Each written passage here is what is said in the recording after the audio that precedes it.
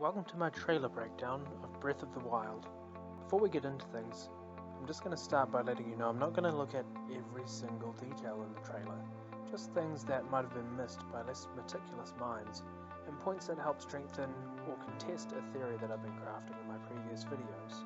A small part of me has been trying to avoid getting too much into the hype, so that there will be some big surprises when I finally get to play the game when it's released.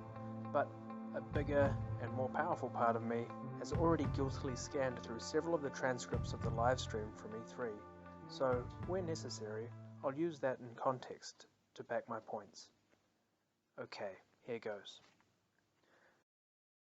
Open your eyes. There are so many levels to that statement. Open your eyes.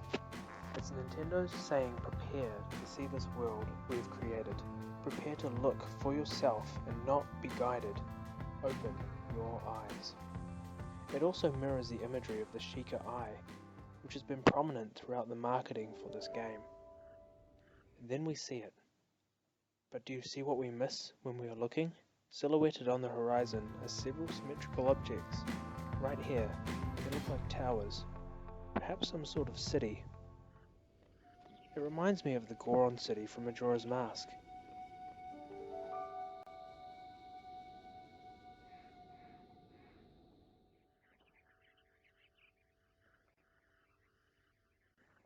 Here they are again, and you can see a wall-like structure in front of them, which initially made me think of the Castletown ruins.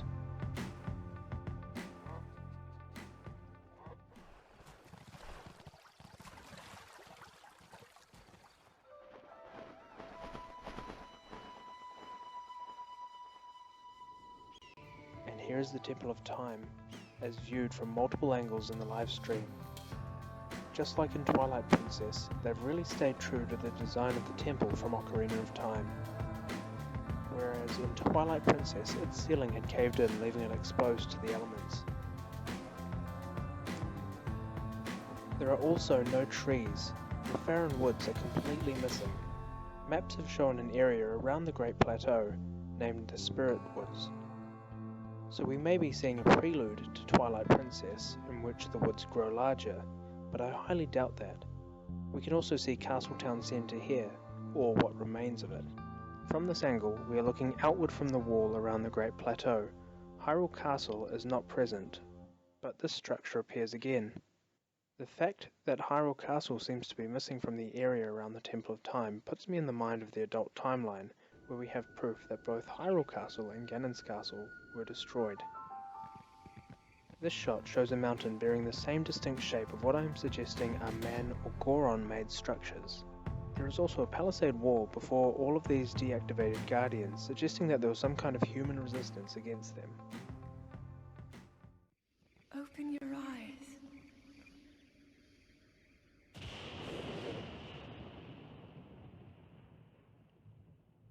Wake up, Link. Now here we can see a castle. It bears a striking similarity to Ganon's castle from Ocarina of Time. However, the wall spotted here appears to be the wall around Castletown. It's just strange to me. Maybe the developers expanded on the distance that appears between the two locations from Ocarina of Time, but strategically, that places the castle away from the defense of the city's garrison, so it doesn't really make sense.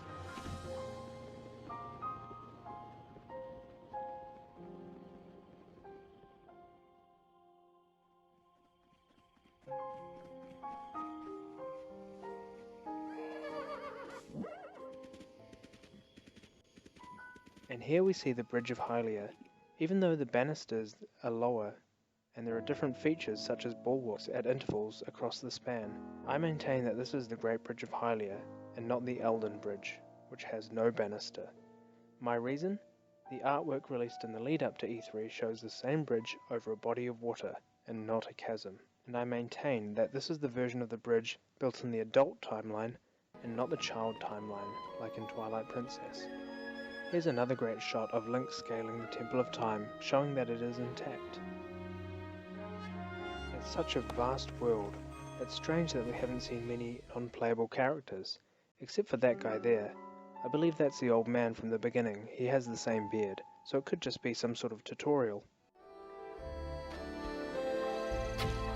Here's Link sporting the Sheikah eye shield again that we saw in the original trailer, but it has far greater detail here. The borders of the eye have a similar design to the Guardian's tentacles, so maybe there's some sort of connection there.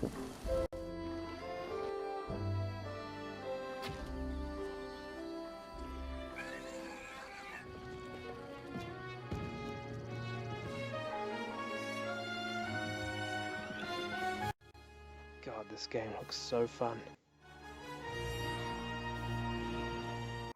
This part of the trailer is so weird, such a short tease of the actual story, and the music cuts up too.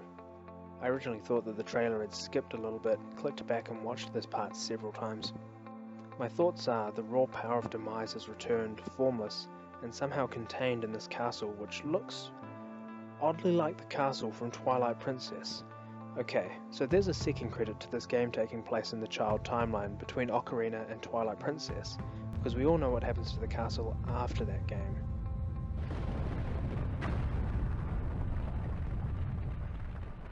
The music here is just so beautiful. It comes across as quite oriental, almost reminds me of the Airbender soundtrack.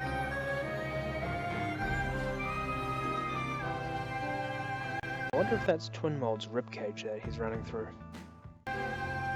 These Choo-Choo's eyes remind me of the frog things in the Earth Temple in Skyward Sword. I almost missed the appearance of the Hylian shield in Link's arms. Interesting side note there for later. Damn, this game is just so beautiful. I can't wait to see it rendered on the NX.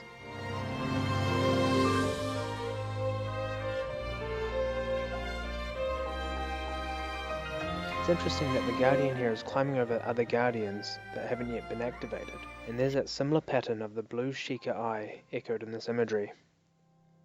And I just love how they tease the Master Sword here. So many questions. I mean, how did it get there? Why is it so rusted?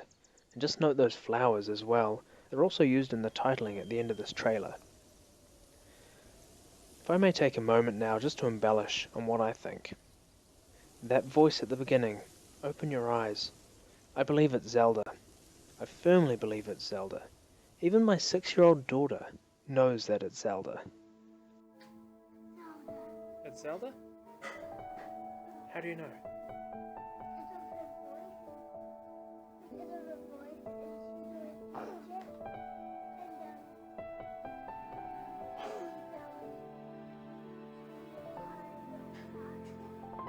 Okay.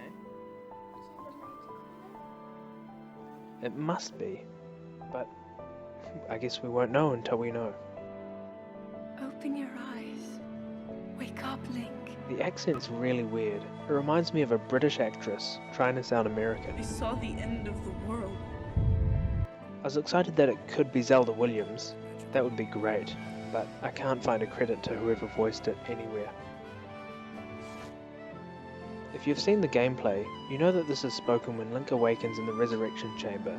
Now I'm pretty chuffed about this, because it begins to lock in some theorycraft that my previous video, titled Zelda and Termina, expanded on. Basically the theory is this: Impa, throughout the timeline, is the same character, progressively getting older. Zelda, in Ocarina of Time, takes Impa's ability through the Song of Healing, and obtaining a Sheikah mask allows her to transform into Sheik. I know it sounds really bizarre, but if you watch my video for a full explanation, it will start to make sense. In the adult timeline, Zelda is then able to exist for a very, very long time, with the Sheikah ability of immortality, or reduced aging if you will. The issue that I had with this theory is that Zelda never appears in Wind Waker. Tetra has a family tree, as seen in the pictographs and portraits in her cabin of her ship, but anything resembling a Sheikah or an immortal Zelda is not there. In my previous video I deflected this by suggesting that she could have also carried the ability in the Downfall timeline, but now I'm second guessing myself, because an older version of Impa appears in the Downfall timeline, meaning that she never died and never passed her power on through the Song of Healing to become a mask for Zelda to use. But now we have the Resurrection Chamber, which suggests that A, that Zelda could have slept through the Great Flood, placing this game after Wind Waker, and B, that the Sheikah do have a connection to immortality through resurrection, or at least that they're able to resurrect themselves, meaning that this could also take place in the Downfall timeline, and that Impa somehow came back through one of these towers. If you missed the stream, we quickly discover that Link has been sleeping for 100 years. This is the second WTF fact. We know that there has been some kind of bloodline for the hero in Wind Waker. Link from Outset Island held a family shield, the Hero Shield, that his grandmother said was passed down. However, the design on the shield is not that of a Hylian knight. It doesn't even match the Hero Shield from Majora's Mask. It sports a gargoyle of some kind. I've heard conflicting reports that the game takes place in the child timeline after Wind Waker, but I've also heard that it takes place in the adult timeline, to quote the report, centuries after Twilight Princess. Let's run with the former, and say that this does take place after Wind Waker in the child timeline. The reason I'm suggesting this is because of the appearance of the Koroks. There is also the other reasoning that the gods flooded Hyrule to seal in Ganon.